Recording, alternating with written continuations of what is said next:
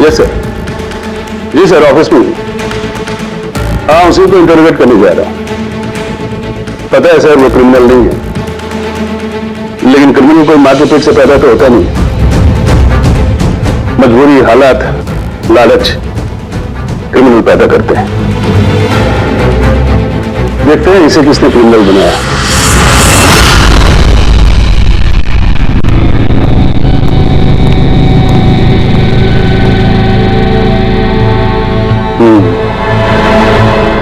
अब ये case CID नहीं, क्राइम ब्रांच को सौंप दिया गया है।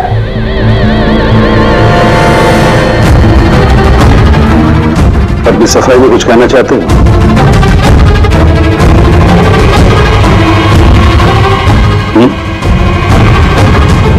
मैं deputy commissioner of police Rajiv, बहुत सुना है तुम्हारे बारे में, लेकिन कभी सोचा नहीं था इस हालत में मुलाकात होगी। मैंने भी बहुत सुना आपके बारे में सर। सुना है काफी सख्त ऑफिसर हैं आप। फिर तो तुम समझ गए होगे, थोड़ी सी भी ढील मैं तुम्हें दूंगा नहीं। कानून सबके लिए बराबर होता है सर। अगर मैंने गुनाह किया है तो सजा का उतना ही हकदार हूं जितना कि कोई आम मुजरिम। विक्रांत को क्यों मारा तुमने? उसे मारने की कोई वजह नहीं थी मेरे पास। अच्छा, तो फिर गोली क्यों चले? पता नहीं, बस चल गई। चल गई? चल गई मतलब? ट्रिगर पे उंगली रख के ट्रिगर दबाया था ना तुमने? मैं सिर्फ उसको डरा रहा था। डरा रहे थे, लेकिन तुम वहां करने क्या गए थे? पुलिस उसे कोर्ट ले जा रही थी।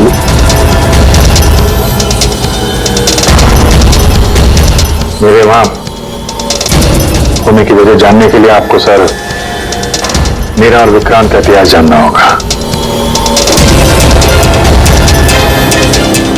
बरसों से 36 का आंकड़ा चल रहा है हमारा। कई बार वो मेरे हाथ आते आते रह गया, लेकिन इस बार मैंने उसे पकड़ लिया।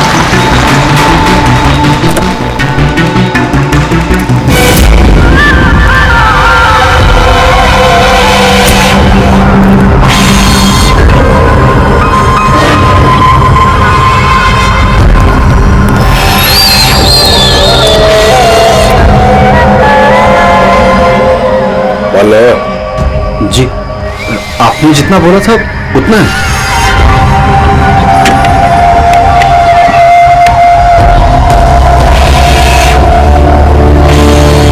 गुड। अगला कंसाइनमेंट अगले महीने की 5 तारीख को। जी। पैसे गाड़ी में।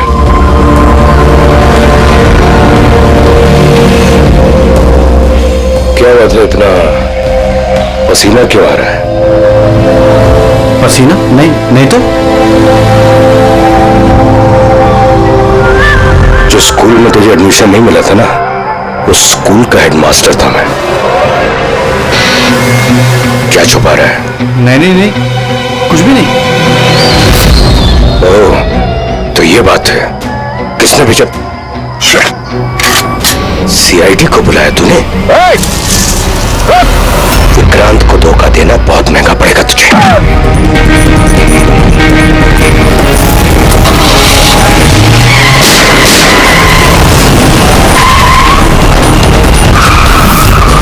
और इस तरह इस बार तुम उस तक पहुंच ही गए।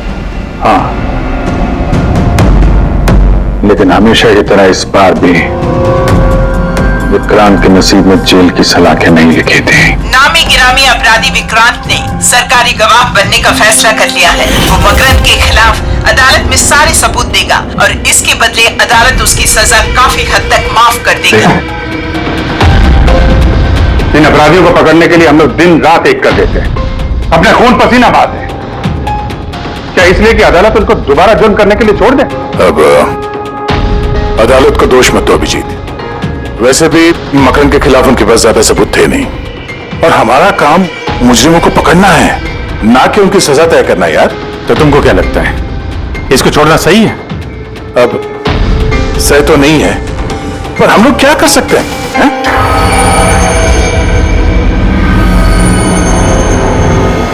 कर सकते हैं दया, बहुत कुछ कर सकते हैं। बहुत बड़े बड़े मुजरिम देखे हैं मैंने सर, पर ये विक्रांत कुछ अलग ही था। हर बार कुछ ना कुछ करके बच ही जाता। तो इस बार उसका बच निकलना तुम्हें मंजूर नहीं था, क्यों? यही बात है ना? ठीक समझा। इसलिए जब मुझे पता चला कि इस केस का इंचार्ज मेरा पुराना दोस्त मुरली है, तो विक्रांत से मिलना है मुझे।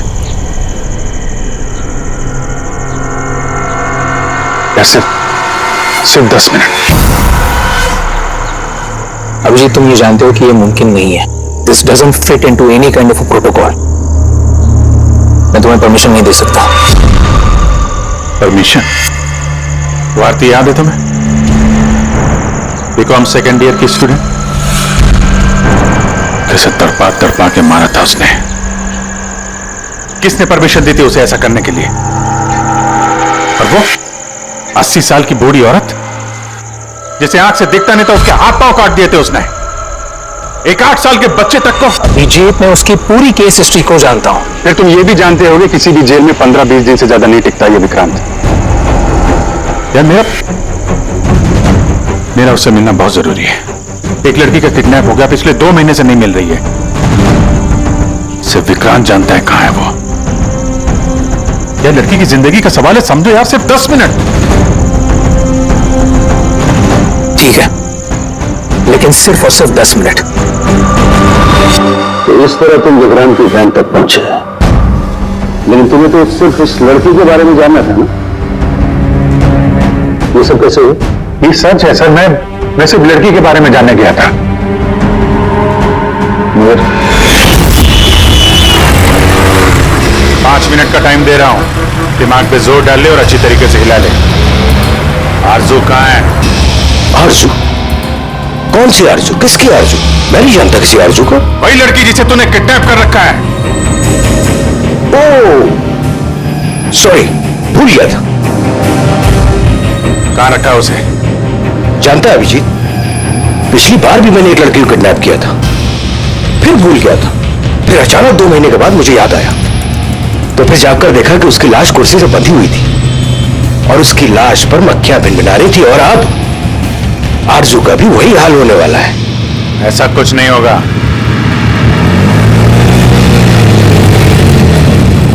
कहां है आरजू? हाँ, याद आया, मेरी जेब में, निकाल ले।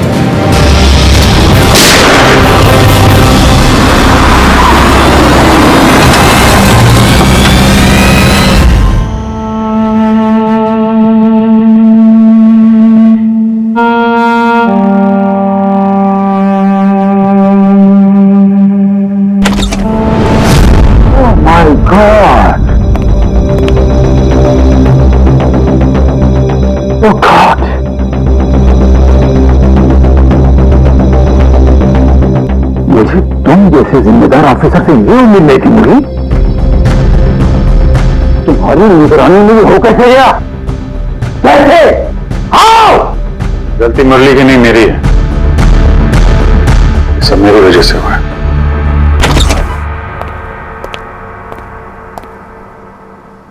वाह वाह, क्यों एसपी साहब, बड़ा गर्व हो रहा होगा आपको। तो इतिहास में पहली बार किसी सीआईडी ऑफिसर के हाथों खून हुआ है, और वो भी एक सरकारी गवाह का। चैन साहब, आपको जो कुछ कहना है मुझे कहिए, अपराध मैंने किया है। तुमसे नहीं, एसीपी प्रद्युम्न से ही बात करूंगा, क्योंकि अगर सीआईडी की नाक कटती है तो फाइनली सारी जिम्मेदारी प्रद्युम्न के कंधे पर ही आती है। इसलिए तुमसे ही बात करूंगा।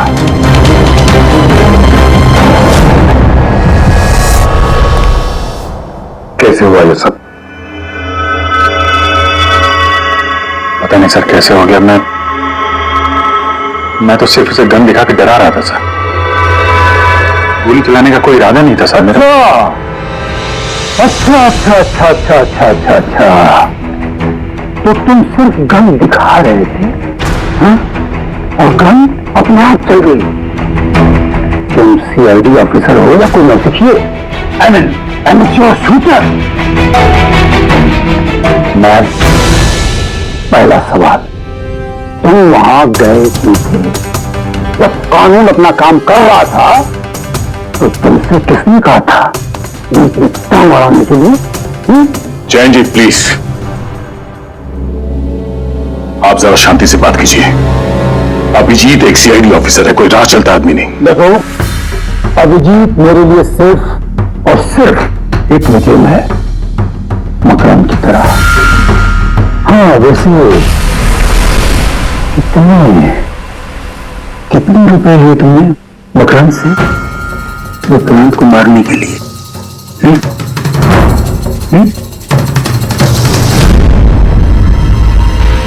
अगर तुम एक वकील ना होते और मैं एक सीआईडी ऑफिसर नहीं होता तो ये सवाल तुम्हें बहुत भारी पड़ता। Oh really? देखो देखो देखो देखो, एसीपी प्रद्युम्न, इसके पूरा तो देखो, फोन करके बैठा है और मुझ जैसे लॉयर को, सीनियर लॉयर को धमकी दे रहा है। ऐसे चौधरी लगाऊंगा, ऐसे चौधरी लगाऊंगा, सांस चलने तक बैठ के सोओगे। यही अच्छी सोगे तुम वहां। मानता हूं गोली चलाई मैंने सर, विक्रांत को मार दिया, लेकिन उसे मारने का कोई इरादा नहीं था मेरा। खून सिर्फ खून होता है अभिजीत, इरादा चाहे कुछ भी हो, गलत या सही कोई फर्क नहीं पड़ता। अदालत में ये सब सामने नहीं आए। ये प्रोसिक्यूटर, जैन, मीडिया वाले धज्जियां उड़ा देंगे तुम्हारी, धज्जियां। इस जुर्म की सजा भुगतने के लिए मैं तैयार हूं सर, लेकिन जयंत और मीडिया वाले जो मुझ पर इल्जाम लगा रहे हैं मकरन से मिले होने का, यह मैं कभी बर्दाश्त नहीं कर सकता। अभिजीत, फिर तो तुम्हें कोई नहीं बचा सकता।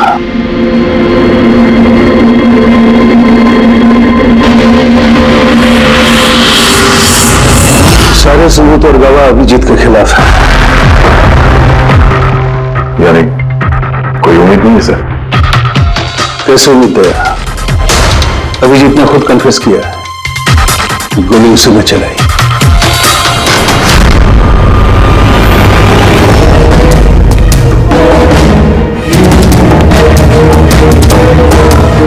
विक्रांत की मौत अभिजीत की गोली से नहीं हुई है। मतलब ये कि विक्रांत को गोली लगी है ठीक फेफड़ों के नीचे, और जब गोली फेफड़ों के नीचे लगती है तो इंसान की मौत होने में 20 से 30 मिनट लगते हैं, और विक्रांत की मौत तुरंत हो गई थी। एग्जैक्टली, इसीलिए मैं कहता हूं विक्रांत की मौत अभिजीत की गोली से नहीं हुई है, इसकी कोई और वजह है। और क्या वजह हो सकती है?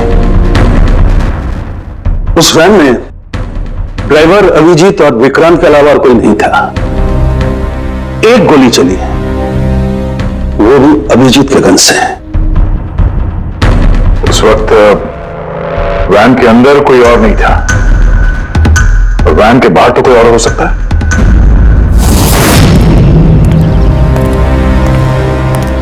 अभिजीत, उस वक्त गाड़ी के बाहर कोई था जिस वक्त गोली चली? नहीं, एक्चुअली पता नहीं, क्योंकि मेरा पूरा ध्यान तो विक्रांत पे था। अभिजीत, ठीक से याद करके बताओ, गोली चलने से पहले क्या हुआ था? कुछ अजीब हुआ था? कुछ भी?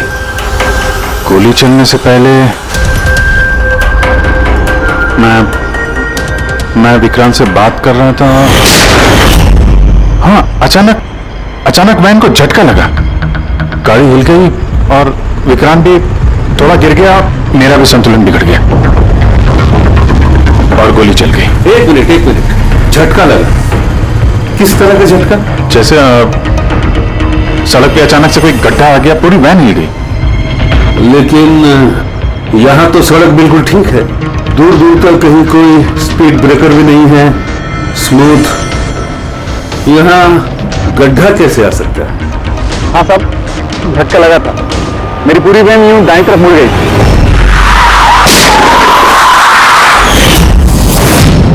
स्टीयरिंग खुद ब खुद घूम गया? हाँ सर। ये कैसे हो सकता है? अब ये तो मुझे भी पता नहीं चला कैसे हो गया। इससे पहले कि मैं वैन को संभाल पाता, पीछे से गोली चलने की आवाज आ गई।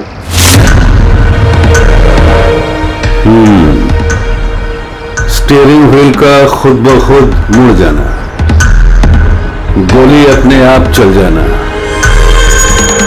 सड़क पे कोई गड्ढा भी नहीं है। आखिर यहां हुआ तो क्या हुआ?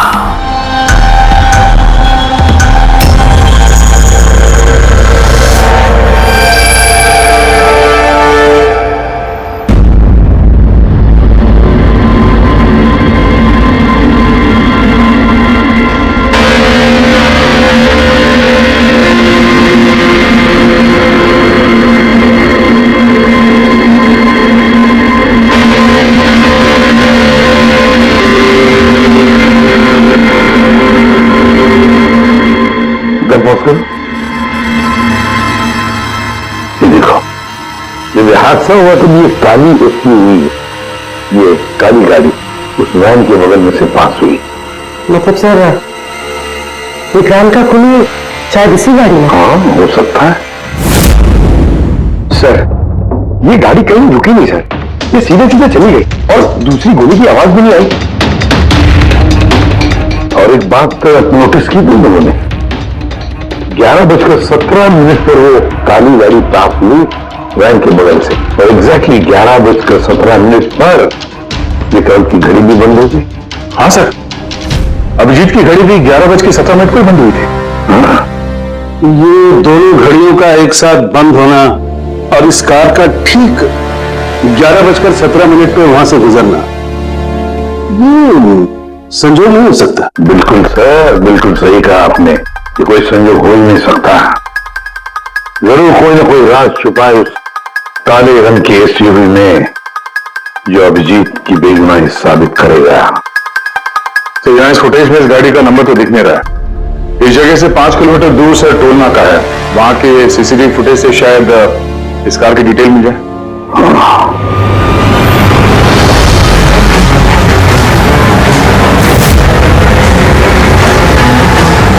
अगर वो गाड़ी टोल नाका से गुजरी ही नहीं तो यहीं कहीं आसपास होनी चाहिए, इसी इलाके में।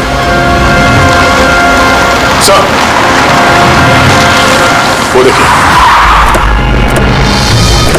काले रंग की कार।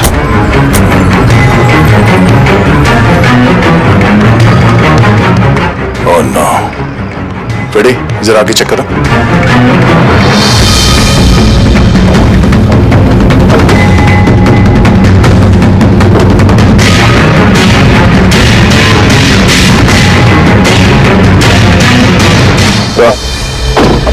ये वही काली एसयूवी है, जला दी गई है। मतलब गाड़ी में ऐसा जरूर कुछ था जो खूनी मिटाना चाहता था। सर, ना तो नंबर प्लेट दिख रही है और ना ही चेसी नंबर, सारे सबूत मिटा दिए मुजरिम ने।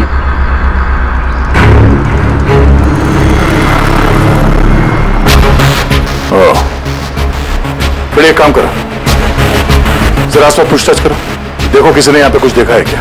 अरे सुनो, ये जली हुई गाड़ी के बारे में कुछ बता सकते हो क्या? जी नहीं। हाँ? ये देखिए, सीट के नीचे ये डिवाइस पड़ा था। Electric device. हाँ साहब, के क्या डिवाइस है, कुछ पता चला? हाँ बस, पता तो चल गया है, लेकिन इसे अच्छी तरह से समझाने के लिए मुझे एक डेमो देना पड़ेगा आप लोगों को। मान लीजिए कि ये विक्रांत है और हम इसे मारना चाहते हैं, लेकिन हम इसके करीब नहीं जा सकते हैं। तो फिर इसे कैसे मारा जाए? कैसे? डॉक्टर साहब के हमें पता होता तो आपके पास क्यों आते? प्लीज आगे बताइए। हाँ, बताता हूं।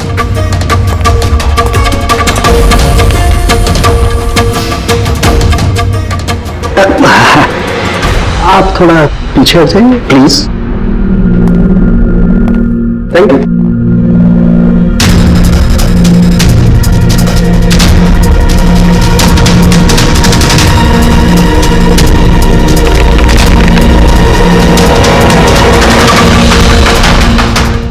देखा आपने? बस बिना नजदीक जाए इसे ऐसे मारा जा सकता है। ये आपने किया कैसे सर? क्योंकि जैसे ही हमें इस डिवाइस के बारे में पता चला, हमने विक्रांत के पुराने मेडिकल रिपोर्ट्स मंगवाए जेल में से। ये स्कैन 2 महीने पुराना है और ये वाला स्कैन ये हमने कल रात को लिया उसके बनने के बाद।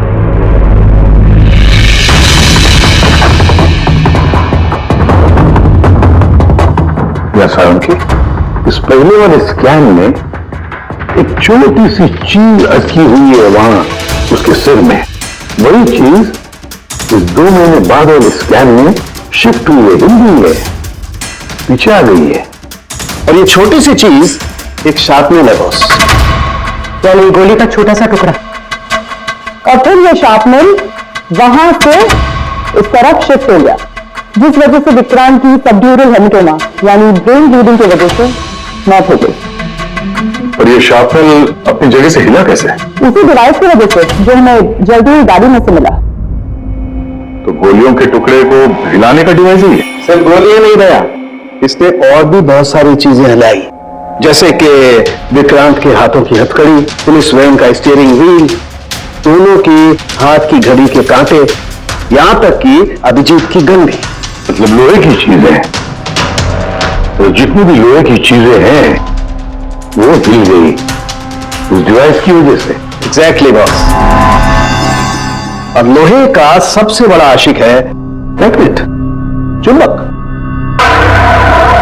बॉस ये है वो चुंबक जिसके जरिए मैंने इसे उड़ाया। यानी उस काली वैन में भी एक ताकतवर नौचुंबक था, इसकी वजह से पूरी की पूरी वैन दाईं तरफ चली गई और अभिजीत की मेटल की गन वो भी अपने आप चल गई। हाँ, और विक्रांत के सिर में जो अटका हुआ शार्पनर का टुकड़ा है वो भी शिफ्ट हुआ। सर, इतनी प्लानिंग के साथ तो वही मार सकता है जिसे शार्पनर के बारे में पहले से पता था, उसका कोई करीबी। मकरंद, मकरंद अभिजीत सर देखना। No, not at all. इतनी जल्दी किसी नतीजे पर पहुंचना ठीक नहीं होगा। मकरंद के खिलाफ जब तक हमको पक्का सबूत न मिल जाए, कानून की नजर में अभिजीत ही दोषी है। तो मकरंद के खिलाफ सबूत तो वही देगा ना जो विक्रांत के सेफ हाउस के बारे में जानता था, वरना मकरंद को कैसे पता कि विक्रांत किस रास्ते से कोर्ट पहुंचेगा। और विक्रांत की खुफिया जानकारी सिर्फ मुरली और उसके बाकी साथियों के पास थी। आप लोग ऐसे सोच भी कैसे सकते हो सर कि हमें से कोई गद्दारी कर सकता है? जितने ईमानदार आप लोग हैं ना, उतने ईमानदार हम लोग भी हैं। विक्रांत को कहां और कौन से सेफ हाउस में रखा गया था ये सिर्फ आप लोग जानते थे और कोई नहीं। ये सच है ना? हाँ सर, नहीं पता थी। यहां तक हमारे घर वालों को पता नहीं थी, तो फिर बाहर वालों पे क्यों इल्जाम लगाएंगे? शायद पैसों के लिए किसी ने मकरंद को यह जानकारी दी हो। प्लीज सर, हम भी पुलिस वाले हैं, जान की बाजी हम भी लगाते हैं। आप इस इंफॉर्मेशन कहीं ना कहीं से तो लीक हुई है मुरली। हाँ सर, एक्चुअली मैं भी वही सोच रहा हूँ। जिससे उसमें 24 घंटे सीसीटीवी कैमरे लगे हुए थे, अगर भी कोई बाहर वाला अंदर नहीं आ सकता। क्या कहा आपने? चाहकर भी कोई बाहर वाला अंदर नहीं आ सकता? हाँ सर। झूठ! बाहर वाला कोई भी अंदर नहीं आया था। हाँ? क्यों? I am sorry sir, actually Jain ji कभी कभी आते थे। कभी कभी जैन जी आते थे और कभी कभी जैन जी किस लिए आते थे? क्योंकि जैन जी मकरंद को हर हालत में जेल तक पहुंचाना चाहते थे। तो कहीं ये जयंती वो गद्दार तो नहीं है? वैसे भी कुछ ही दिनों में रिटायरमेंट होने वाला था, आखिरी केस था उनका। सोचा होगा संन्यास लेने से पहले थोड़े बहुत पैसे बना लो। सर, सर राकेश जयंत ने काफी पैसे बनाए। अभी 10 दिन पहले इसने पुणे में 10 करोड़ का फार्म हाउस खरीदा है। क्या? हाँ सर, ये रहा इस पार्टी के फोटोग्राफ।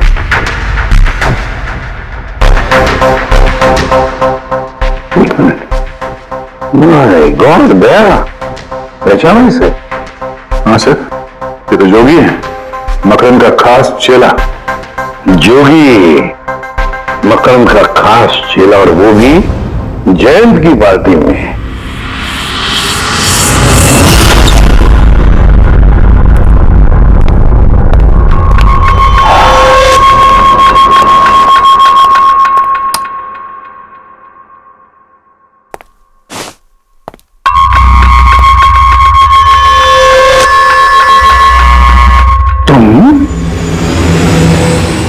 यहाँ कैसे और ये घर में घूमे कैसे? हाँ? मुजरिमों को उनके दिल से निकालने के लिए दिल के अंदर तो घुसना ही पड़ता है जैन साहब। मुजरिम मुजरिम मैं हूं या तुम? मैं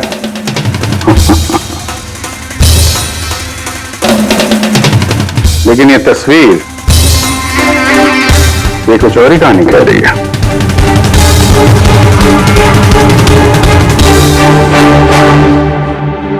नो, आई डोंट नो, मैं नहीं जानता। नहीं जानते? कमाल है, बहुत भोलेपन का नाटक कर रहे हो जैन साहब। मकरंद के पैसों से ये फार्म हाउस खरीद लिया और उसके चेले जोगी को पहचानने से भी इनकार कर रहे हो। What nonsense! कौन जोगी? कैसा जोगी? मैं किसी जोगी वोगी को नहीं जानता। अगर नहीं जानते तो ये जोगी तुम्हारी पार्टी में क्या कर रहा था? देखो, मेरी पार्टी में 400 से ज्यादा लोग आए थे, अब मैं हर एक को तो नहीं पहचानता ना। और रहा सवाल मेरे फार्म हाउस का, तो मेरी जिंदगी भर की खून पसीने की कमाई है, समझे? मकरंद की बात कर रहे हो तुम? वो देखो, उस केस में उसके खिलाफ सारे सबूत मौजूद हैं। विक्रांत ने मरने से पहले मुझे सारे सबूत सौंप दिए थे। मकरंद को तो मैं फांसी पर लटकाऊंगा और साथ में तुम्हें भी। देखो क्या हुआ, कुछ तो आना हुआ क्या लाइट को?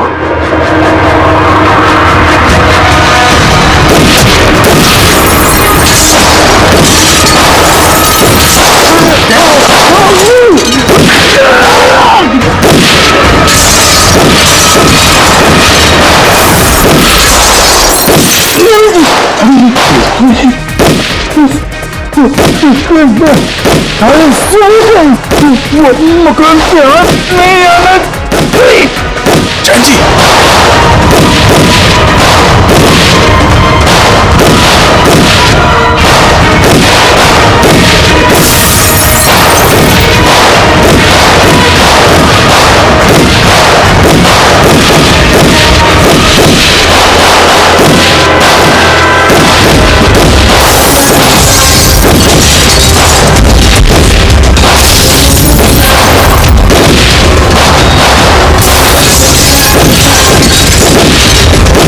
कमाल कर दी तुमने अभिजीत, वाकई कमाल कर दी।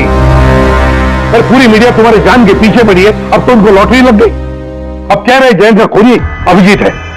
सर उनके कहने से क्या होता है? आपको पता है मैं निर्दोष हूं सर। लेकिन तुम्हें वहां जाने की जरूरत क्या थी? जैन के घर में, वहां के सीसीटीवी कैमरे में साफ दिख रहा है कि जैन के मौत के वक्त तुम वहां थे। और सिर्फ इतना ही नहीं, अब तो पूरी सीआईडी टीम पर इल्जाम लगा रहे कि हम तुम्हें बचाने की कोशिश कर रहे हैं। इल्जाम तो लगेगा ही ना प्रद्युमन। जयंत मकरंद के खिलाफ नया सबूत पेश करने वाला था अदालत में, और ठीक एक दिन पहले उसकी मौत हो गई। लेकिन वो सबूत मुजरिमों का हाथ नहीं लगा सर, मैं लेके आया। जैन से मरने से पहले मुझे ये सारे सबूत सौंप दिए। ये सबूत, ये फोटोग्राफ्स, ये पेपर्स, ये सबूत काफी नहीं है मकरम को अदालत में सजा दिलवाने के लिए। काफी नहीं है ये सबूत। तो वो पेनड्राइव से कुछ पता चल सकता है ना? अभिजीत, ये पेन ड्राइव पासवर्ड मांग रही है। जैन ने मरने से पहले पासवर्ड वगैरह बताया था? नहीं सर, इसके पहले वो कुछ बोल पाते उन्होंने दम तोड़ दिया था।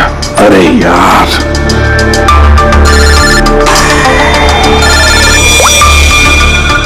हेलो, हाँ पूर्वी। अच्छा,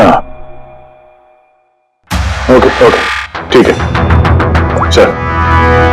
पता चल गया जोगी को जैन जी की पार्टी में कौन लेके गया था।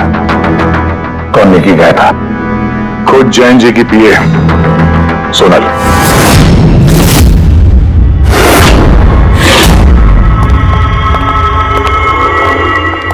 सर ये सब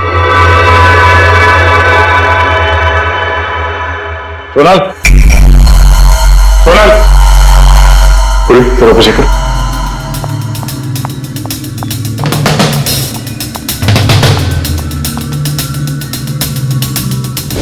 सोनल,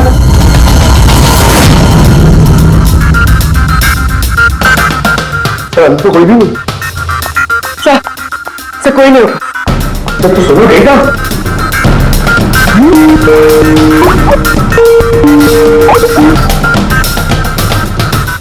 वीडियो कॉल।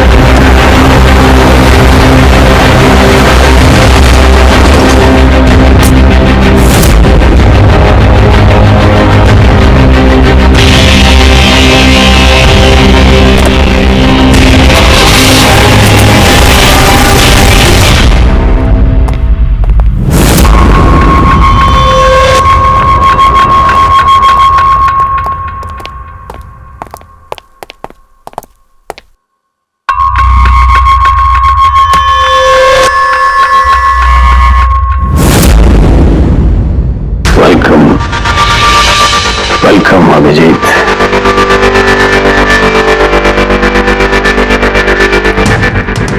मकरम के आशियाने में तुम्हारा स्वागत है।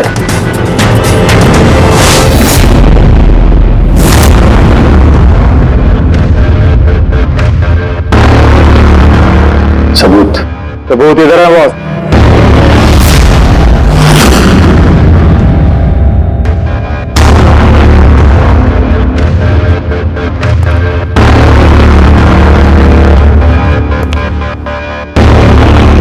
मकरम, सबूत तुम्हें मिल चुका है, अब सोनल को जाने दो।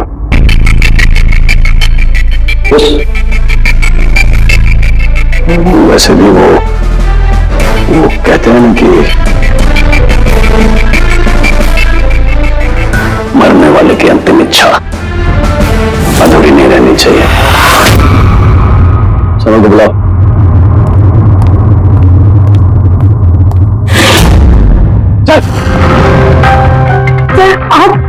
सोनल तुम ठीक हो? हाँ सर मैं ठीक हूँ। तुम जाओ यहाँ से। लेकिन सर आप मेरी चिंता मत करो, तुम निकलो, जाओ।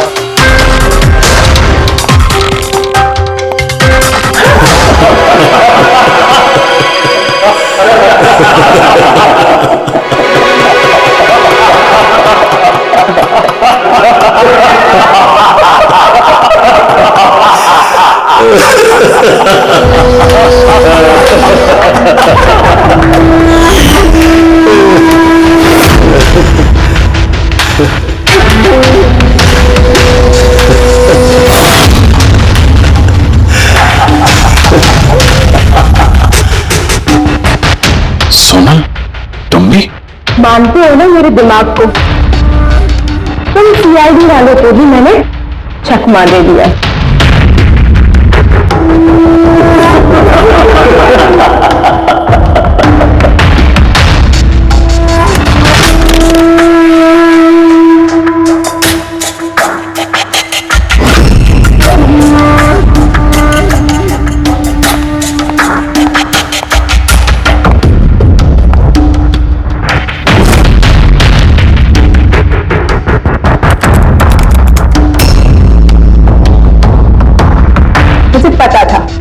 जयंत यही पासवर्ड रखेगा। Makram will die. Now, stop conversation. Start the operation.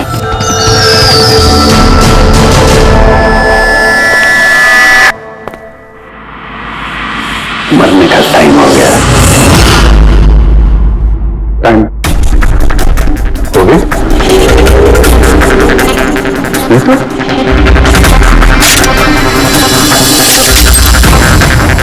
Oh, magnet.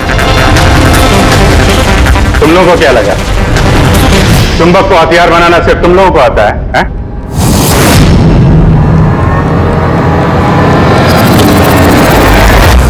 इस ब्रीफकेस में वैसा ही चुंबक है जैसा तुम लोगों ने उस गाड़ी में लगाया था विक्रांत को मारने के लिए। मकरंद, खेल खत्म तुम्हारा।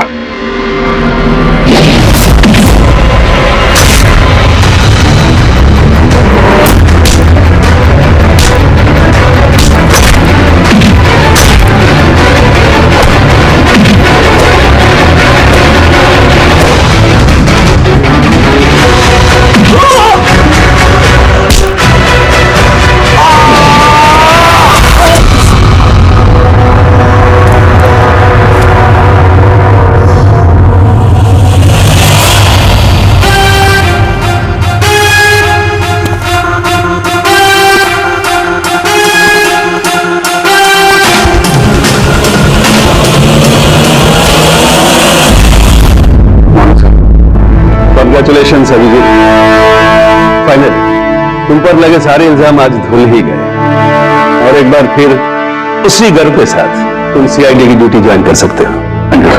सर, हमने आरजू को बचा लिया सर।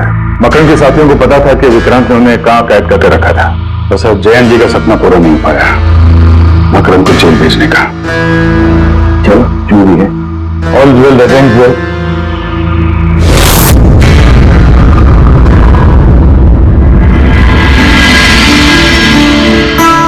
संभालो अपनी अमानत को।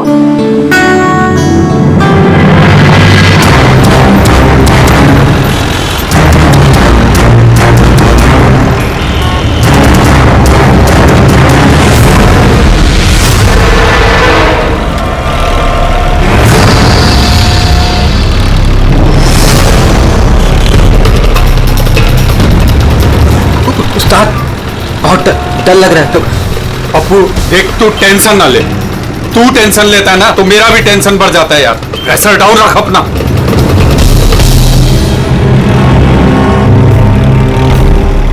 उस्ताद, अपन जा कहाँ रहे हैं? पप्पू देख, जुबान को लगाम दे और चुपचाप बैठे रहे।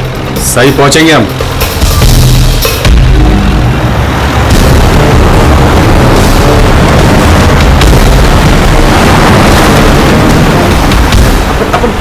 लेफ्ट बाई तरफ ले। पप्पू तू चुप करेगा यार, मरवाएगा। तेल पानी चेक किया तुम अपना काम किया तूने।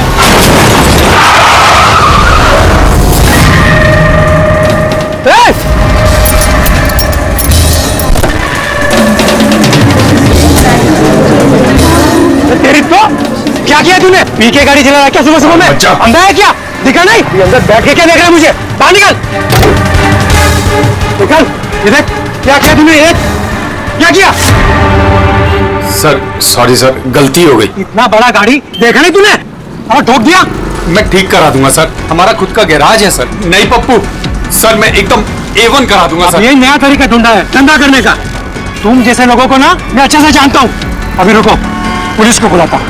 सर प्लीज चुप करना यार। अरे वैसे भी तुम लोग टोइंग वाले को ना बहुत ज्यादा नाटक हो गए। सर मेरी बात तो सुनो सर। और तू देख क्या रहा है, जाके गाड़ी साइड लगा यार। अरे सर, अरे क्या रुकूं मैं? ऐसा करते हैं ना, साइड में बात कर ले। क्या साइड में हूँ मैं? सर मैं बोल रहा हूँ ना, A1 करके दूंगा सर, नंबर 1।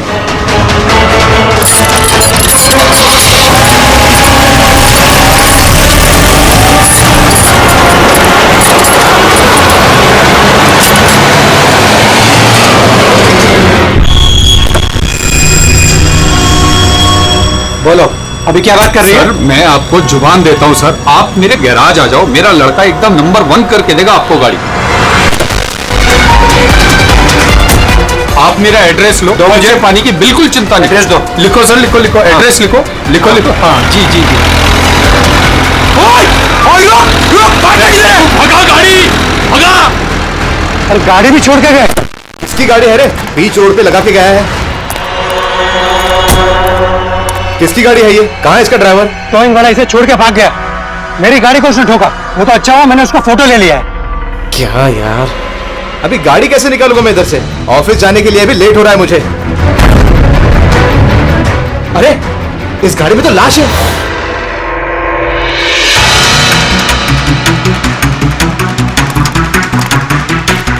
अगर जरूरत पड़े तो हम आपको इन्वेस्टिगेशन के लिए फिर से बुलाएंगे। ठीक है।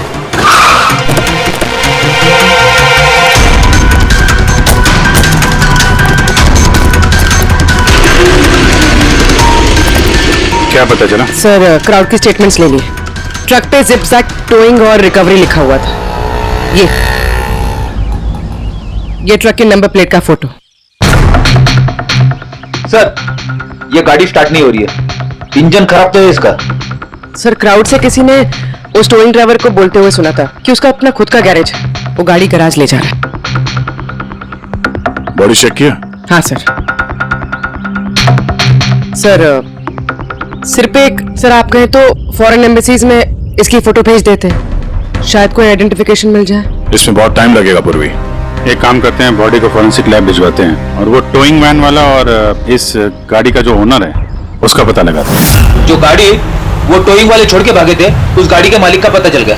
कोई हिरन नाम का आदमी है। बात हुई उससे? हाँ सर, बोल रहा था कि उसकी गाड़ी कल रात और आज सुबह के बीच चोरी हो गई थी। उसने आज सुबह लोकल पुलिस स्टेशन में रिपोर्ट भी लिखवाई है। अब मैंने चेक कर लिया। जब गाड़ी वहां मिली तब वो कहां पर था? ऑफिस में। सर मैंने आई विटनेस से बात करी है, शायद वो सच बोल रहा होगा। और वो टोइंग ट्रक वाला, उसके बारे में क्या पता चला? अरे सर उसका लाइसेंस नंबर और नाम दोनों नकली है। जिप जैप नाम की कोई कंपनी है ही नहीं। शायद उसने किसी और नाम से रजिस्टर की हो। एक काम करो, यहाँ पे जितने भी टोइंग कंपनीज हैं उन सब की पूरी डिटेल्स निकलवाओ।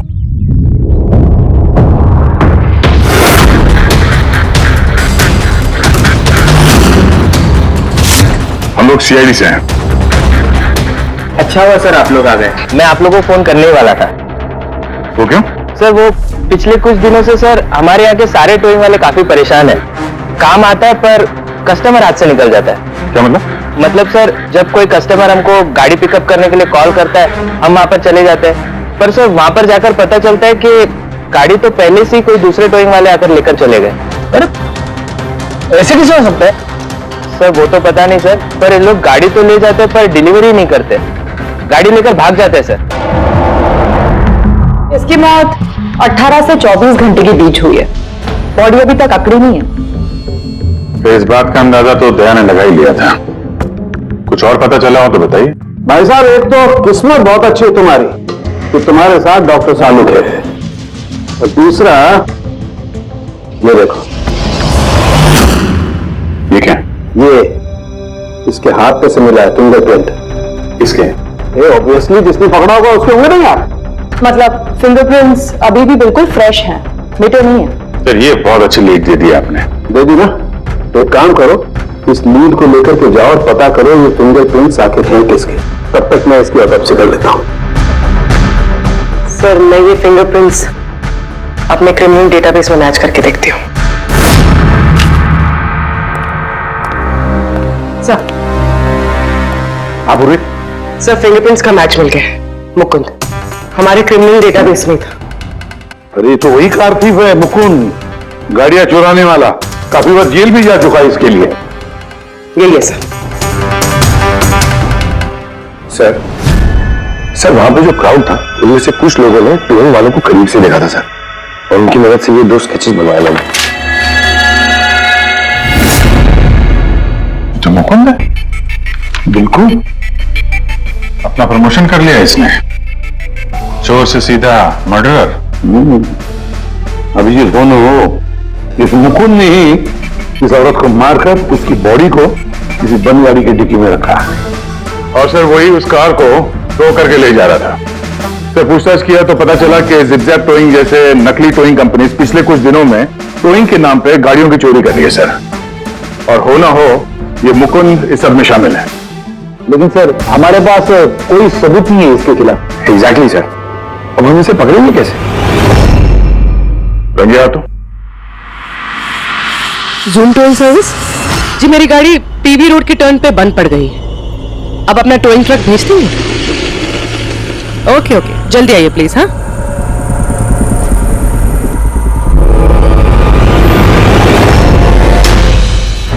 अभी आज इतना बड़ा कांड किया इस मुकुंद ने, इतनी जल्दी दोबारा आएगा कि नहीं? वही तो पता चलेगा कि वो कहीं पे बैठ के आराम कर रहा है और हम लोग यहाँ यहाँ धूप में बैठे बैठे उसका इंतजार कर रहे हैं। रिलैक्स रेडी, वो आएगा जरूर। लालच इंसान को आराम करने नहीं देती। अब देखना यह है कि पूर्वी की गाड़ी को टो करने के लिए आता कौन है, जूम टोइंग सर्विस या Mukund.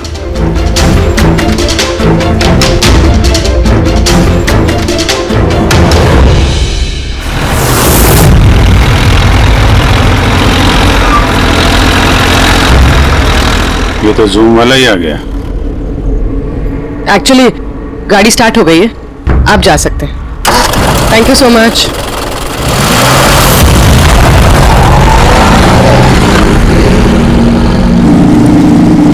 Hello, GM towing service.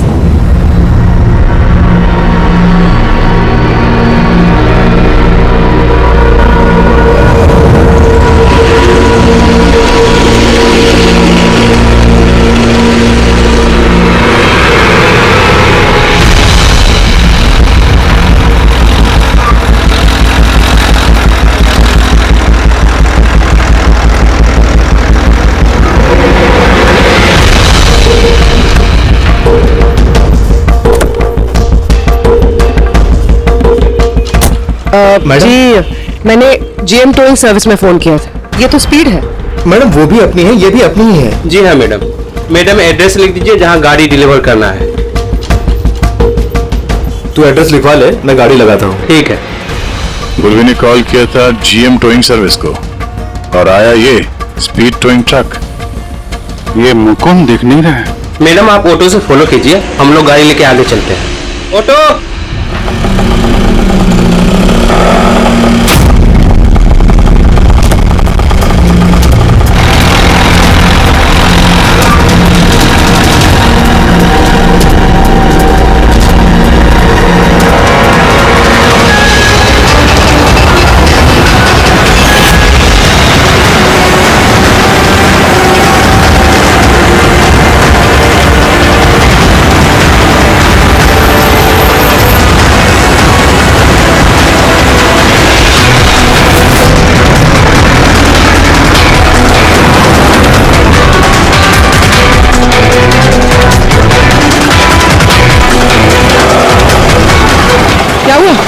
पता नहीं मैडम ये गाड़ी क्यों बंद हो गई।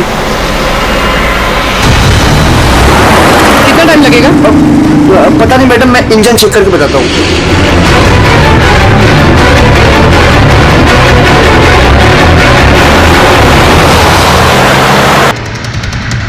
अब मैडम वो गाड़ी के इंजन में कुछ प्रॉब्लम हो गया और थोड़ा टाइम लगेगा, तो आपको दूसरा ऑटो करवा दूं? दूसरा ऑटो क्यों?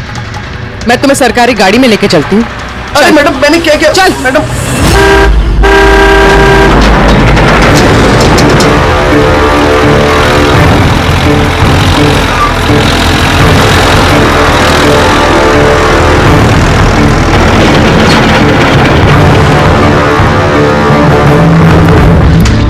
ले आया उस्ताद। अरे वाह मास्टर, गाड़ी तो बहुत बढ़िया है। गाड़ी लाने में कोई दिक्कत तो नहीं हुई? अरे अपन के होते हुए दिक्कत क्या हो सकती है उस्ताद? हाँ, बड़ा हाई फाई लड़की थी, जबरदस्त। अच्छा, अपना वक्त पे आ गया ऑटो वाला भी, वो लेकर निकल गया, अपन भी क्लियर आ गए, है ना? और नहीं तो क्या भाई। आप कौन? मैडम ने यहाँ का एड्रेस दिया था। एड्रेस? आप लोग कौन है? सीआईडी। चलो अब तुम सबको तुम्हारी असली जगह पे ले जाते हैं। चल।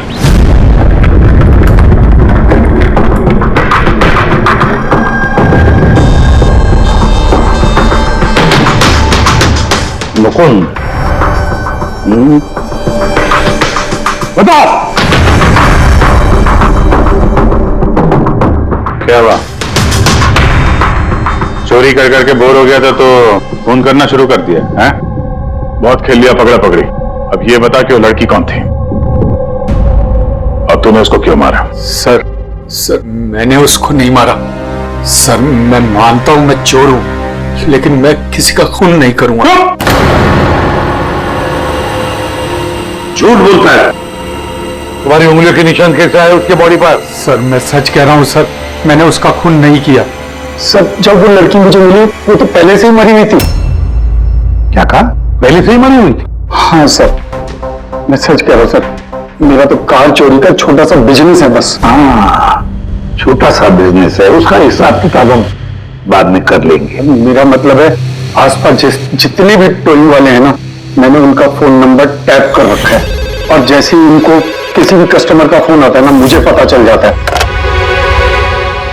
इससे पहले कि वो लोग वहां पहुंचते हैं तुम अपने आदमियों के साथ वहां पहुंच जाते थे और कस्टमर्स की गाड़ी गायब। ये बता, वो लड़की कहां से मिली तुम्हें? कैसे मिली? आज सुबह टोइंग वालों को एक फोन आया, मुझे मालूम पड़ा तो बस मैं अपने आदमी को लेकर पहुंच गया लोकेशन पर। अच्छा वो आप आ गए। आपने ही फोन किया था? जी मैंने फोन किया था आपको। ये तो मना कर रहे थे जरूरत नहीं है। मैंने कहा भाई क्यों जरूरत नहीं है, अब गाड़ी बंद पड़ गया है तो क्या सर पे उठा कर लेके जाएंगे?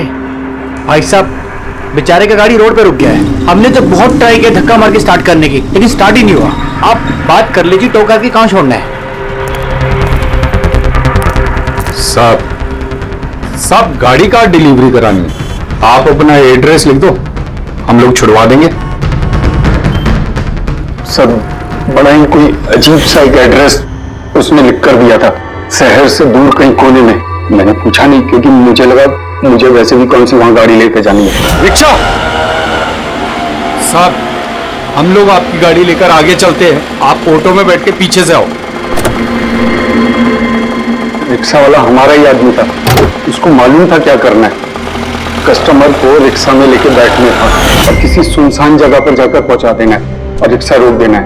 अगर कुछ पूछे तो बोलने का है कि रिक्शा में कोई प्रॉब्लम है, और जब तक हम गाड़ी लेकर दूर ना पहुंच जाएं तब तक रिक्शा स्टार्ट नहीं करना, ताकि कस्टमर हमें पकड़ ना पाए।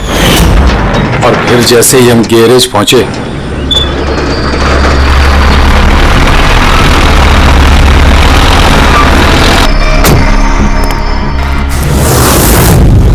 क्या बात है उस्ताद, क्या जबरदस्त माल लेकर आए हो। गाड़ी तो मास्टर मक्खन है, गाड़ी के अंजर पंजर करो अलग, किसी को पता नहीं चलना चाहिए भाई। उस्ताद जी कौन है? अबे क्या हुआ पप्पू? वाह रे वाह, उस आदमी का हुलिया जानते हो, गाड़ी वाले का? सर उसका स्केच बनाओ हमारे लिए। तो ये है वो आदमी जिसका स्केच मुकुंद ने बनवाया था, लेकिन ये ठीक नहीं लग रहा सर। ऐसा लगता है कि ये अपने हुलिये के पीछे कुछ और ही है। इसकी दाढ़ी नकली लग रही है सर। मुकुंद टोइंग कंपनी से मिला मुकुंद और ये उसका पार्टनर पप्पू, और मुकुंद से मिला ये दाढ़ी वाला जो गाड़ी चला रहा था। तो ये बेचारी लड़की कौन है? ये कौन है? मैं बताता हूं बॉस, ये लड़की कौन है। कौन?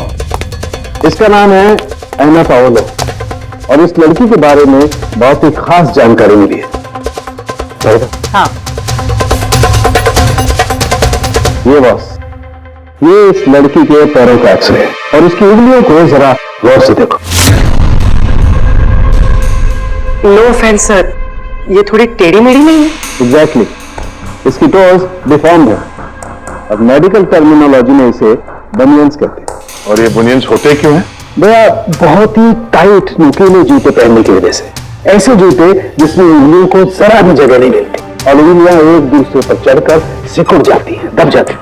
पैरों का अंगूठा बाकी उंगलियों को दबा देता है, जिसकी वजह से अंगूठे का जॉइंट यानी मेटाटार्सोफेरेनियल जॉइंट इस तरह से टेढ़ा हो जाता है। ऐसी क्या मजबूरी है सर कि ये शूज पहनना कंपलसरी है? प्रोफेशनल मजबूरी, अपने काम की मजबूरी की वजह से। जैसे एक बैले डांसर्स को ऐसे ही जूते पहनने पड़ते हैं, उन्हें अपनी टोज पर ही डांस करना होता है। बैले डांसर अंगूठे पे हद से ज्यादा प्रेशर पड़ने की वजह से ऐसा होता है। एग्जैक्टली भैया, और एक बैले डांसर को कम से कम 5-6 घंटे तो ऐसे जूते पहनने ही पड़ते हैं। इसीलिए बैले डांसर्स में ये बनियन काफी कॉमन होता है। शायद ये हैना भी बैले डांसर थी। ऑटोप्सी में और क्या मिला? चीक इम्प्लांट्स। अब ये नया क्या है? कॉस्मेटिक सर्जरी का एक हिस्सा होता है, ज्यादातर सेलिब्रिटीज इसे इस्तेमाल करते हैं। अगर किसी को अपने किसी बॉडी पार्ट को एनहांस करना होता है, थोड़ा बड़ा या प्रोमिनेंट दिखाना होता है अच्छा दिखने के लिए, तो वो उस हिस्से में ऐसा इम्प्लांट डालते हैं। कुछ भी, जैसे चीक्स, चिन, हिप्स, कोई भी पार्ट। मतलब उसने अपने गालों में इम्प्लांट किया था? हाँ बेटे, और इसी इम्प्लांट की वजह से मुझे इस लड़की की जानकारी मिली। बॉस, हर इम्प्लांट में एक खास सीरियल नंबर होता है, और जब मैंने इस लड़की के इम्प्लांट का सीरियल नंबर पता किया और जानकारी की, तो इसका नंबर जाकर के मिला रशिया में, मॉस्को में। वहां पर एक प्लास्टिक सर्जन कुद्नेत्सोव से इसने अपना इम्प्लांट करवाया था। उन्होंने मुझे कुछ और भी जानकारी दी। ये देखिए सर, ये इमेज है चीक इम्प्लांट के पहले का, और ये वाला इम्प्लांट के बाद का। और बॉस, एक खास बात, हर पेशेंट को अपने इम्प्लांट के लिए कम से कम साल में एक बार अपने प्लास्टिक सर्जन से जरूर मिलना पड़ता है। और हैरानी की बात यह है कि ये लड़की है ना, अपने सर्जन से पिछले 5 साल में एक बार भी नहीं मिली। अच्छा, अभिजीत, अगर ये हैना पिछले 5 सालों से अपने डॉक्टर से मिली ही नहीं रशिया में, तो इसका एक ही मतलब हो सकता है, हैना इंडिया में ही थी। और अगर हैना पिछले 5 सालों से इंडिया में थी, तो फिर वो जरूर किसी न किसी वीजा पर यहां आई थी। अभिजीत, फॉरेन रीजनल रजिस्ट्रेशन में से जाकर पता लगा कि हैना कौन से वीजा पर यहां आई थी। स्टूडेंट वीजा पे, टूरिस्ट वीजा पे, डिप्लोमेटिक वीजा पे, या और कौन से वीजा पे। और ये भी पता लगा कि क्या उसने रेसिडेंसी के लिए रिक्वेस्ट भी किया था क्या, है ना? सर, हाँ पूरी। सर, मैंने आना पावलोव के नाम से इंटरनेट सर्च किया तो भर के आर्टिकल्स आ गए। मोस्टली सारे आर्टिकल्स 4-5 साल पुराने। आर्टिकल्स? क्या लिखा, क्या आर्टिकल में? सर, लिखा है कि एना मॉस्को की फेमस बैले डांसर थी, जिसकी मौत अपनी ही गाड़ी में आग लगने से हो गई। क्या? सर ऐसा कैसे हो सकता है? वो तो यहां घूम रही थी। अभिजीत, बहुत बड़ी गड़बड़ है ये, गड़बड़ है। सर, पुलिस को एना की जली हुई गाड़ी से उसके बोन्स मिले, और पुलिस ने उसके बॉयफ्रेंड को भी अरेस्ट किया था मर्डर चार्जेस पे। हैना को उसके बॉयफ्रेंड ने मारा था? हाँ सर, उसका बॉयफ्रेंड रशियन माफिया से मिला हुआ था। पुलिस काफी सालों से उसके पीछे पड़ी थी, लेकिन उन्हें कोई सबूत नहीं मिल रहा था। लेकिन इस केस में उन्हें सबूत भी मिल गया। सर, एना की गाड़ी में आग लगना, उसका एक्सीडेंट होना इसके बॉयफ्रेंड का प्लान था। पुलिस ने उसे उसकी पूरी गैंग के साथ अरेस्ट किया। ऐसा हो ही नहीं सकता सर, एना की लाश तो हमारे पास है, यहाँ पे। सर, एक इंसान 2 बार कैसे मर सकता है? वही तो 2 बार कैसे मर सकता है? नहीं, ये 5 साल पहले जो हैना की मौत हुई है ना, यहीं पर गड़बड़ है, बहुत बड़ी गड़बड़ है ये। इस रशियन कॉन्सुलेट से पता लगाना पड़ेगा कि हैना इंडिया आई कब और कैसे। हैना पावलोव का बॉयफ्रेंड रशियन माफिया से मिला हुआ था। हैना ने अपने बॉयफ्रेंड के खिलाफ सारे सबूत पुलिस को दे दिए थे। हैना की जान को खतरा था, इसलिए पुलिस ने हैना के मर्डर का झूठी खबर मीडिया में फैला दी और उसको रशिया से बाहर भेज दिया, एक नई पहचान और नए नाम के साथ, नटालिया। तो हैना यहाँ पे नटालिया बन के रह रही थी। नटालिया इंडिया 5 साल पहले आई थी, और वो यहाँ फिल्मों में बैकग्राउंड डांसर का काम कर रही है। कर रही थी। मैं जितना जानता हूँ उतना आपको बता चुका हूँ। Thank you. इस नटालिया का एड्रेस होगा आपके पास? हाँ पंकज, क्या पता चला नटालिया के एड्रेस पे? सर, नतालिया तो उस घर से 2 साल पहले ही निकल गई थी, कहीं दूसरी जगह जाके रह रही थी। 2 साल पहले ही निकल गई वहां से? किस एड्रेस पे? सर, उसने दूसरा एड्रेस तो किसी को भी नहीं दिया। अरे यार, अब वो जहाँ पे काम करती थी उसके बारे में कुछ पता चला? सर, हर फॉरेन आर्टिस्ट का एक एजेंट होता है। एना का एजेंट मुरली कुमार था सर। रशिया और यूक्रेन से जितने भी बैकग्राउंड डांसर्स इंडिया आते हैं, वो मोस्टली मुरली लेकर आता है। अरे ठीक है यार, उसका एड्रेस मिला क्या ये बताओ। हाँ सर, उसके ऑफिस का एड्रेस अभी आपको भेजता हूँ। हाँ, वो एड्रेस फटाफट भेजो। ओके। व्हाट? ओ गॉड, कब हुआ ये? करीब 24 घंटे पहले। This is shocking. लेकिन नतालिया को क्यों मारेगा कोई? She was such a nice girl. मेरे साथ 5 साल से काम कर रही है वो। She is one of my best dancers. आपसे उसने कभी कोई बात की थी अपनी किसी परेशानी के बारे में? नहीं, ऐसा कुछ नहीं, लेकिन पिछले 2 हफ्तों से काफी परेशान दिख रही थी वो। मेरे कुछ डांसर्स अभी हैदराबाद गए शूट के लिए और नतालिया ने उस शूट से जाने से भी इनकार कर दिया। आई डोंट नो व्हाई, क्योंकि नॉर्मली नतालिया काम से ना नहीं करती। इतने सालों से नतालिया यहाँ पे थी तो किसी से तो अपनी प्रॉब्लम शेयर करती होगी, कोई करीबी, कोई दोस्त। उसकी रूममेट सोफिया, काफी अच्छे दोस्त हैं वो, शायद उसे कुछ पता होगा। आपने और कुछ नोटिस किया पिछले कुछ दिनों में? कुछ दिन पहले मुझे गोवा से एक फोन आया था एक आदमी का। काफी हेवी रशियन एक्सेंट था उसका।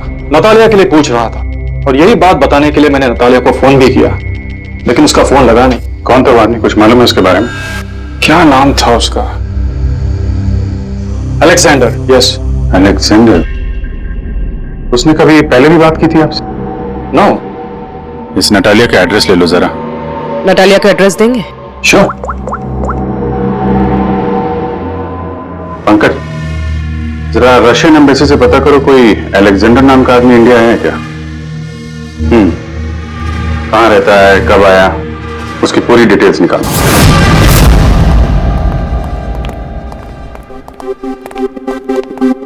सही। इतने सारे न्यूज़पेपर, तो काफी दिनों से कोई घर पे था नहीं। सर 5 पेपर्स हैं। 5 दिन? तो मरने से 4-5 दिन पहले ये नतालिया घर में थी नहीं, कहाँ थी? सर हो सकता है वो अलेक्जेंडर और उसके रशियन बॉयफ्रेंड के डर से कहीं जाकर छुप गई हो। देखते हैं।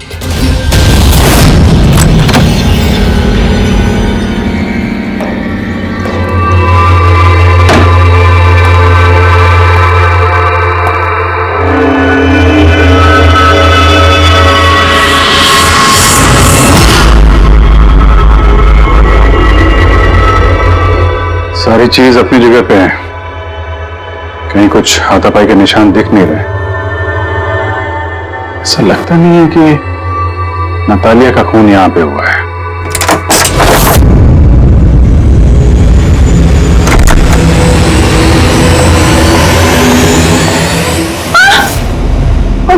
Calm down, calm down. Ma'am, we from CID. Are you Sophia? Yes, Natalia से आखिरी बार आप कब मिली थी? 5 दिन पहले मैं हैदराबाद जा रही थी फॉर शूटिंग। और ये नतालिया नहीं गई, right? Yes, I don't know why she was very upset. मैं शायद बॉयफ्रेंड के साथ प्रॉब्लम्स, मैं उसका मूड बनाने के लिए उसके लिए बोर्श भी कुक किया। बोर्श क्या है ये? What is this? East European dish. It's very famous in Russia. Like soup. We put in this carrot, beetroot, potato, spinach. Very tasty. Natalia का फेवरेट था। बेचारे लड़की। और रशिया में भी खुश नहीं थी और इंडिया में भी अनहैप्पी। आपको उसकी पास्ट लाइफ के बारे में कुछ पता है? थोड़ा थोड़ा। वो बहुत नहीं बोलती थी अपने बारे। आई थिंक कि उसका बॉयफ्रेंड भी उसको भी नहीं पता होगा। बॉयफ्रेंड? ये बॉयफ्रेंड कौन है, कुछ आइडिया है आपका? यस, लक्ष्य, बिग मैन। बट नतालिया बहुत अपसेट होती थी उसके साथ हमेशा। क्यों? वो दोनों लड़ाई, फाइटिंग ऑलवेज। नतालिया लक्ष्य को बोलती थी डिवोर्स लेने के लिए और लक्ष्य हमेशा बोलता था हाँ हाँ, बट हमेशा झूठ ही बोलता था। ये आपके सामने ये लोग लड़ते थे? कभी लड़ते हुए देखा इनको? नो, बट नतालिया और लक्ष्य की वाइफ को देखा था। ये हैदराबाद जाने से पहले 1 डे बिफोर हम शूटिंग पे थे और लक्ष्य की वाइफ आई थी और सेट पे नतालिया को बहुत गाली दी, बहुत shouting and big fight, very bad. I see. ये लक्ष्य का एड्रेस है आपके पास?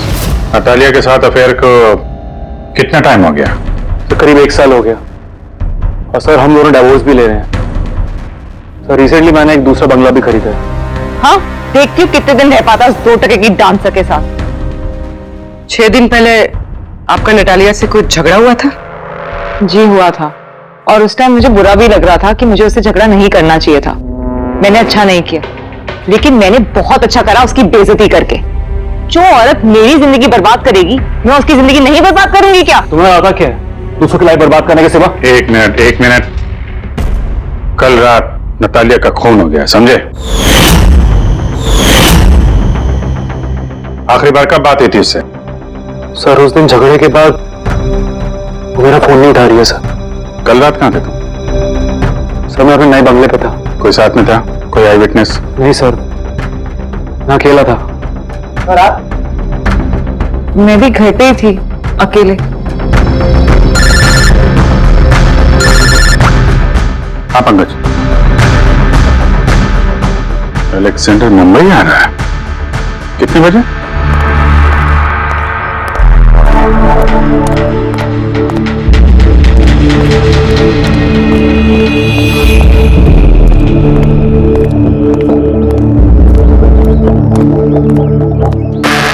Alexander?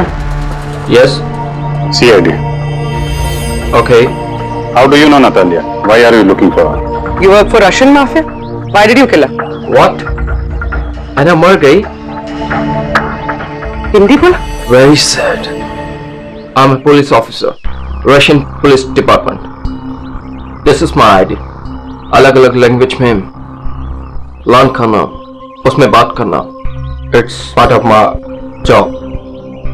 But Anna, कैसे और कब? 24 घंटे पहले एना का कोई रशियन बॉयफ्रेंड था? कुछ जानते हैं उसके बारे में आप? Yes, एना का केस मैं ही हैंडल कर रहा था। एना को नटालिया नाम मैंने ही दिया था। उसकी सेफ्टी के लिए कंटिन्यूस उसके साथ था। I see. आपको हमारे साथ ब्यूरो चलना पड़ेगा। एना पाउलो, 6 दिन पहले लक्ष्य की बीवी के साथ उसका झगड़ा हुआ। 5 दिन पहले उसने सोफिया के साथ कुछ खाना खाया और शाम को अलेक्जेंडर से मिली, और फिर 1 दिन पहले उसकी मौत हो गई। अब पता लगाना यह है कि बीच की जो 5 दिन हैं, वो 5 दिनों में वो कहां थी। ना उसे किसी ने देखा, ना वो किससे मिली। सर शायद खूनी ने उसे किडनैप कर लिया होगा। एना के फोन रिकॉर्ड चेक किए? हाँ सर। सर 5 दिन पहले ना एना ने किसी को कॉल किया, ना उसे किसी का कॉल आया। आखिरी लोकेशन भी ट्रेस नहीं हुई। सर 5 दिन पहले की लोकेशन उसके घर के पास के टावर की। ये कैसे हो सकता? किसी से तो मिली होगी, किसी से तो बात की होगी, खाना वाना तो खाया होगा। उसके ऑटोप्सी रिपोर्ट में से पता चलेगा आखिरी बार कब खाना खाया था उसने। सर एना के इंटेस्टाइन्स में बीटरूट, स्पिनच, कैरेट्स और मीट के अनडाइजेस्टेड पीसेस हैं। वो तो 5 दिन पहले खाया था सोफिया के साथ। मतलब 5 दिन से एना ने खाना ही नहीं खाया? हाँ फ्रेडी, पिछले 5 दिन से एना ने खाना ही नहीं खाया, क्योंकि 5 दिन पहले एना की मौत हो गई थी। आखिरी बार किस किस से बात की उसने फोन पर? सोफिया, मुरली और अलेक्जेंडर से। और आखिरी बार? सर अलेक्जेंडर से। अलेक्जेंडर? क्या बात हुई एना के साथ अलेक्जेंडर? मैं एना के घर मिला था। मैंने उसको बोला था कि तुम्हारी अब लाइफ डेंजर नहीं है, तुम रशिया वापस जा सकते हो। Yes. Yeah. मैंने फिर से बोला उसको कि तुम मेरे साथ चलो रशिया। तो फिर एना ने तुम्हें फोन किया? किया था। उस टाइम मैं एयरपोर्ट पे था, मुझे गोवा जाना था। क्या बोला उसने? She was happy, something कोई गिफ्ट है, I don't know, but कह रही थी कि मुझे वापस रशिया जाना है। कैसा gift? I don't know. She said, "Can I call you?" But she did not call me. Sir ये गिफ्ट ढूंढनी पड़ेगी। हाँ अभिजीत, उस गिफ्ट से ही पता चलेगा कि एना के साथ आखिर हुआ क्या था।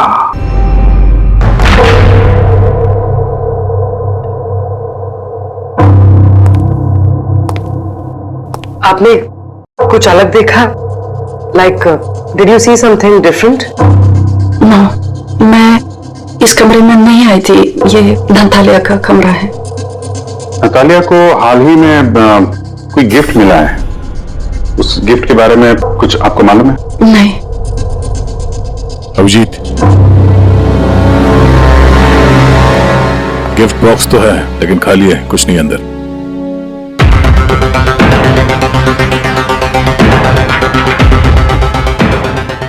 इस गिफ्ट बॉक्स में क्या आया था? Sir, I have no idea. इस कमरे में कुछ ऐसा है जिसे देख के नतालिया को रशिया याद आया था। रशिया? हाँ, एक्चुअली उसकी कुछ फेवरेट मात्रोश्का की स्वीटनेस है रशिया से। ये नहीं लग रहा है, मैं नहीं देखा पाऊँ।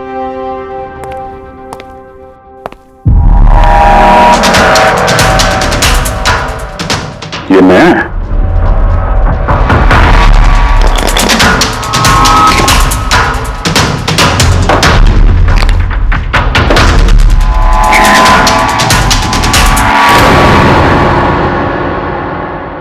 चाबी। ये चाबी के बारे में आपको जानती हैं? नहीं सर, ये घर का नहीं लगता है। स्टॉल में ये चाबी छुपा के रखी। इस चीज की चाबी हो सकती है। JMW, ये तो इंडियन कंपनी है। पंकज, ये जो सीरियल नंबर है ना, इससे इस JMW कंपनी से पता लगाओ किसको ये चाबी दी है उन लोगों ने। सर, JMW कंपनी ने बताया कि इस सीरियल नंबर वाले ताले चाबी का सेट जय हार्डवेयर को बेचा था और जय हार्डवेयर से पता चला कि ये ऑर्डर इस बंगलों से आया था। जिसने ऑर्डर किया था उसकी डिटेल मिली? नहीं सर, यहाँ पे जो कारपेंटर काम कर रहा था उसने ऑर्डर किया था। बंगले का मालिक कौन है ये तो उसे भी नहीं पता। नया बंगलो लगता है।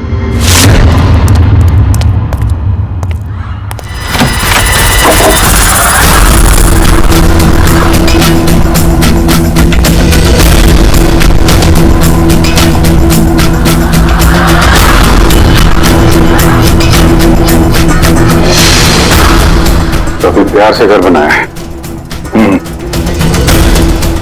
पूरा घर छान मारो, देखो क्या मिलता है।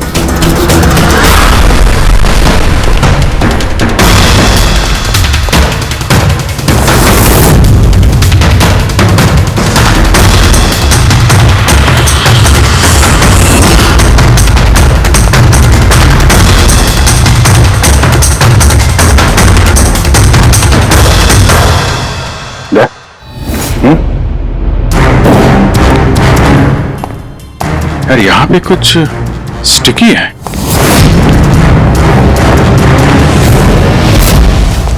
सर, बाथरूम में कोई है, मालिक ही होगा। इंतजार करो उसका, वहीं पे रहो, बाहर भागने ना पाए वो।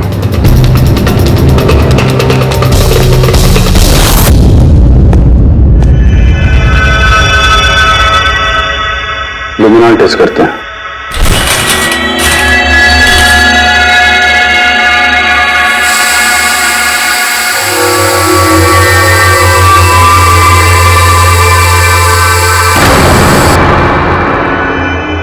माय गॉड, या तो काफी खून है, लगता है को यही मारा गया।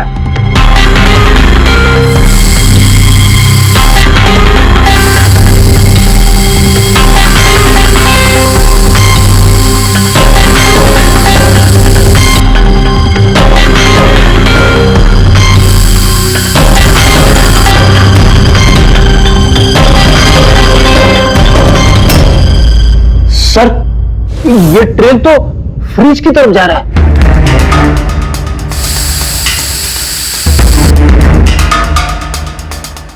फ्रिज खून से भरा हुआ था। लगता है ऐना को मारने के बाद बड़े ठिकाने लगाने से पहले यहाँ फ्रिज में ही रखा था। इसलिए ऐना की मौत का टाइम हम ठीक से एनालाइज नहीं कर पाए। सर, काफी देर से नहा रहा है। चलो देखते हैं जरा।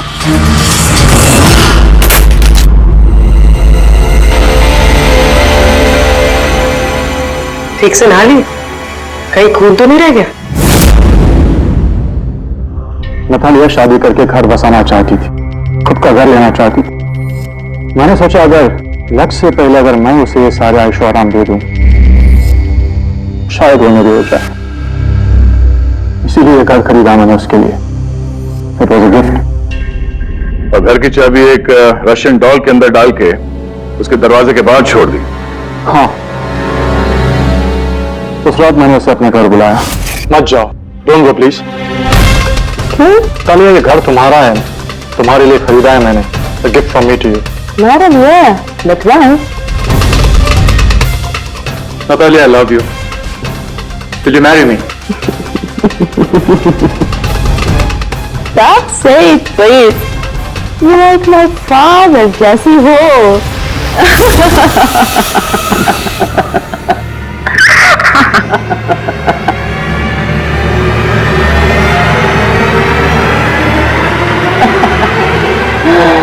Oh my God.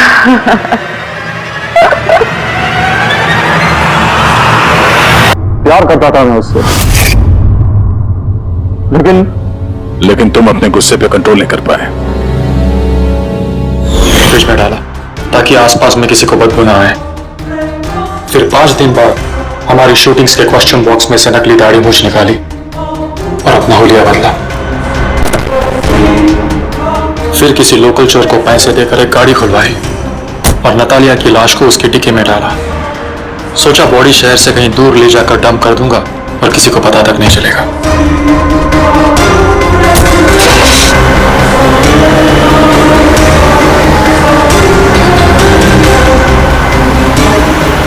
लेकिन गाड़ी बीच रास्ते में ही बंद पड़ गई।